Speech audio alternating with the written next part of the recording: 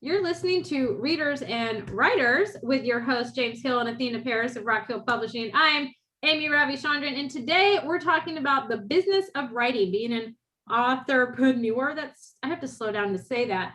But I know, Athena and James, that you guys were writers before you started Rock Hill Publishing. So what kind of lessons did you learn about the business of writing, that kind of inspired Rock Hill Publishing? Okay, go ahead, you jump Oh, in. well, the business of writing is you have to understand what your specific genre is so that you know how to produce the same type of content and quality that you see. So if you write specifically romance, it bodes well to go and study all the romance books that are out.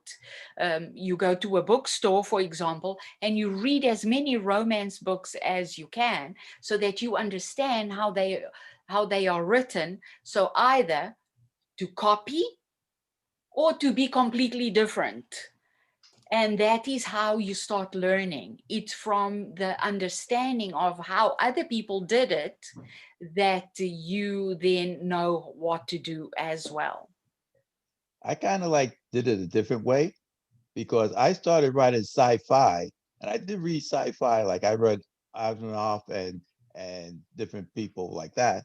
But I Mhm. also read a lot of Stephen King and Edgar Allan Poe because I was writing or looking for a style of a dark, macabre type of feeling to my writing.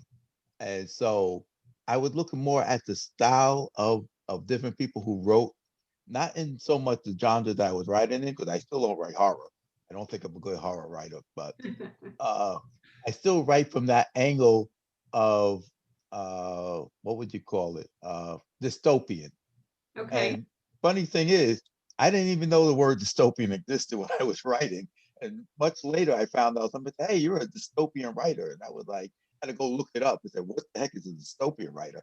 And then I write, so, "Oh yeah, yeah, well, makes sense. You read Edgar Allan Poe a lot, and you read a lot of people like Stephen King who writes about horror and the dark side of society, and there you go, you're a dystopian writer."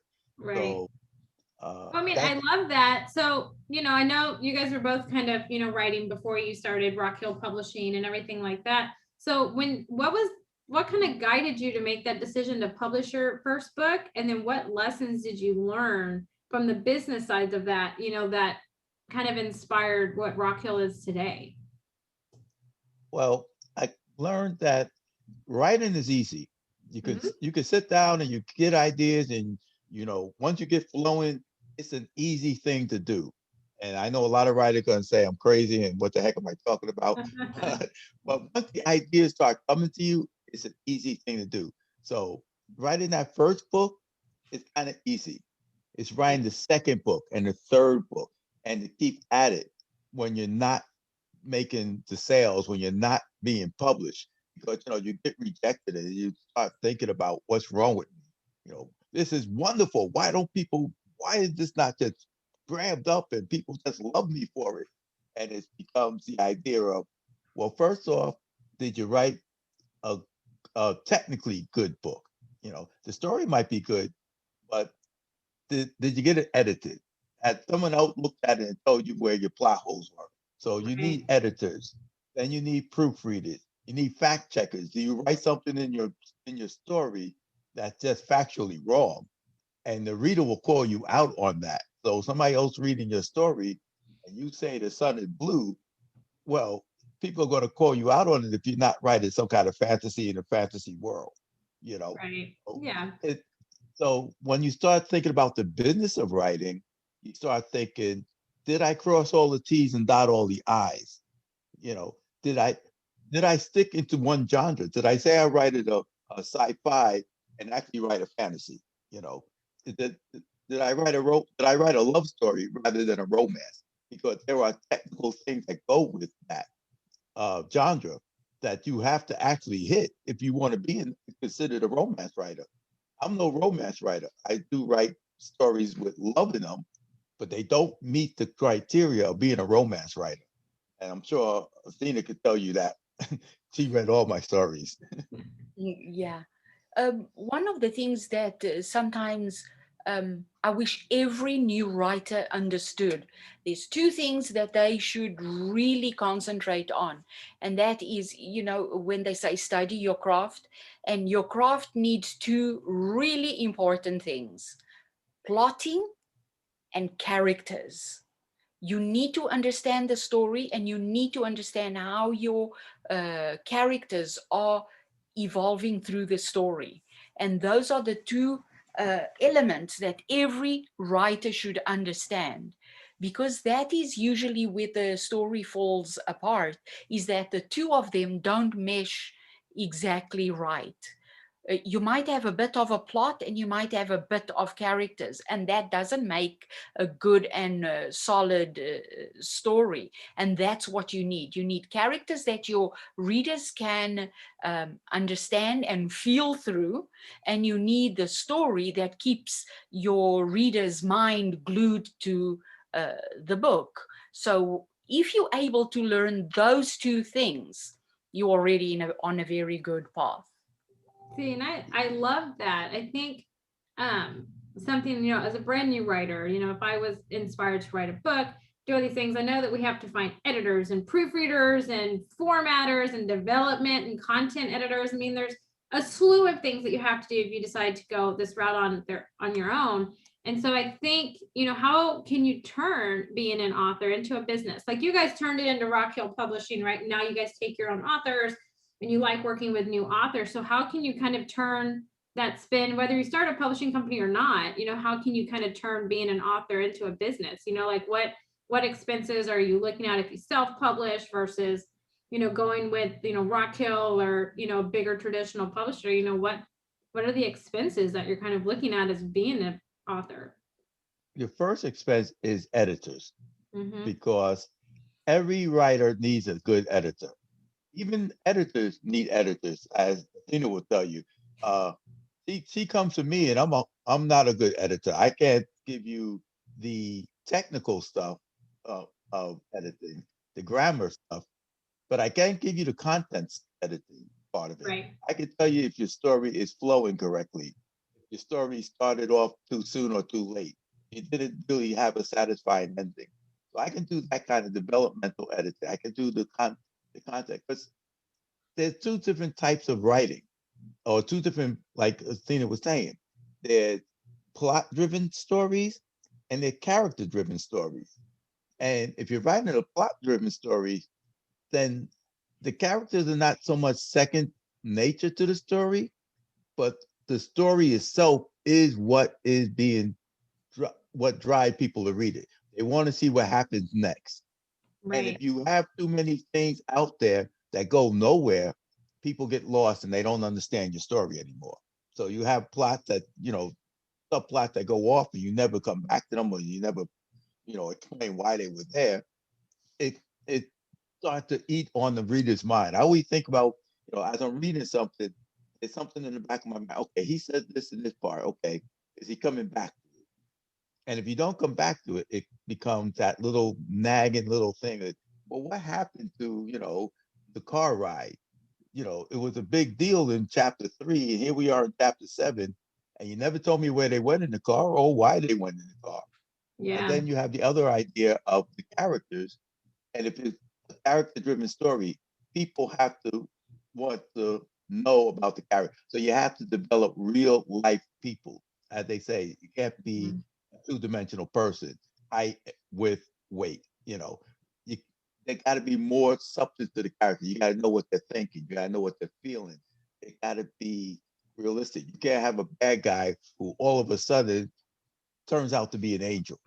You know, what's with that? That's one of the things I hated about um, J.R. Rowland's story. At the Mhm. very end, Snipes turns out to be the savior of Harry I Potter. know. Yeah, it's like, you know, the I plot thought twist kind of thing. that was just a horrible, horrible plot twist, because all along, well, he never really was really evil, but Right. he did not like Harry, and that was for sure. And Right. all of a sudden, at the very end, here comes this guy who I was protecting you all along. I was your protector. And to me, that did not come over well in my story. Right. And so, and Harry Potter is a character-driven story.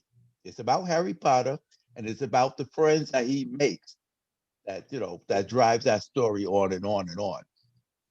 That's true. So, I mean, that's yeah. true. Man, being an author sounds like a full-time job. I don't know how you guys do it, full-time jobs, and have Rock Hill Publishing and you write your own books. I mean, I'm exhausted just thinking about it. I'm just super exhausted. But I would love to know, because I know Athena is like the right hand of Rock Hill Publishing. She's the editor. She's amazing, and she's a writer. But I would love to know the story of how you guys met. Go ahead, you tell them, Athena. Oh gosh. Yeah, well, we met online.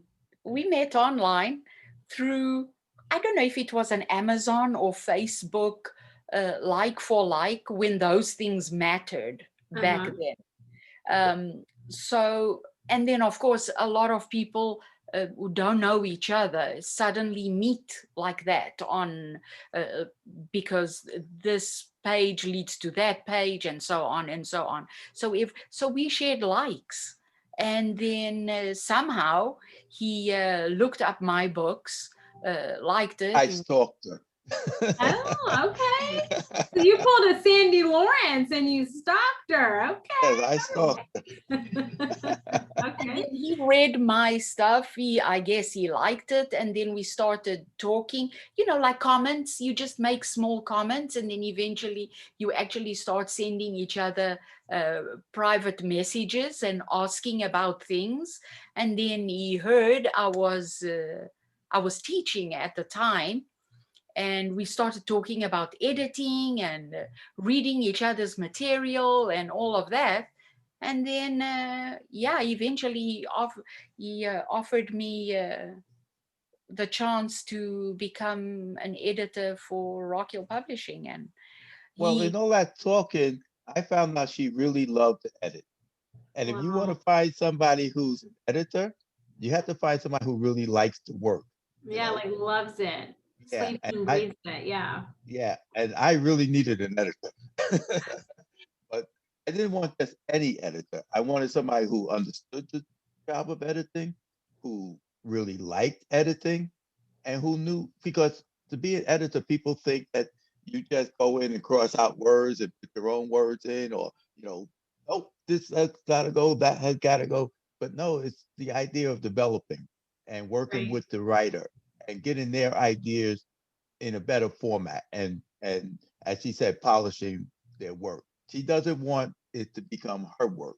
She wants it to become a better form of your work. And that's really, when she said that to me, I said, she's an editor. Yeah. And I tried to get her to be more of a writer, but I keep telling her, work on your own stuff, but because she loved the idea of editing, and she's an English teacher, and I failed English. I was horrible in English. Me and you both. I got to the point where I was like, D for degree. I just need you to pass me. Just pass me, please. That's just, grammar is not my friend. It's just not. Like, if Athena saw, I'm sure the emails that I send Athena's like, well, this is not right. This needs a comma. I'm just like, Grammarly is my best friend, you guys. Like, it's my best friend. That's for sure. But man, I love that, because it's like, the power of online, the interesting people that you can meet, and how you can find such great, resources and friendships to help, start a business as an author and everything like that. But I think, it's hard to come by an editor that just loves editing and reading your book, but not editing to make it sound more like them. You're really, Athena, you can correct me if I'm wrong or whatever, but it sounds like you edit because you want to help the writer be the best writer they can be, and to continue writing and encourage it. And I think that is just, nowadays, I feel like the market's so saturated, with editors and formatters and everything, that it's hard to find. So you're like the diamond in the rough over here. And I'm just like, oh, I love Athena. So it's great. I love it. But I think, write your book. And then, yes. And let's see how much she loved You love her when she started giving you those hard notes. But hard truths are what people need to hear. And speaking of that, I hate it. I always have to end these episodes and I hate it. You guys, I always have to say goodbye. But speaking of the hard truth, our next episode coming up, on Tuesday, make sure you check it out because we're going to be talking the hard truth. And we have a Rock Hill author, Zach Vicaris, is going to be joining us next week talking about all the hard truths. And I'm sure that the craziness that Athena put him through on editing and everything like that. So make sure you check us out next week to learn all about that.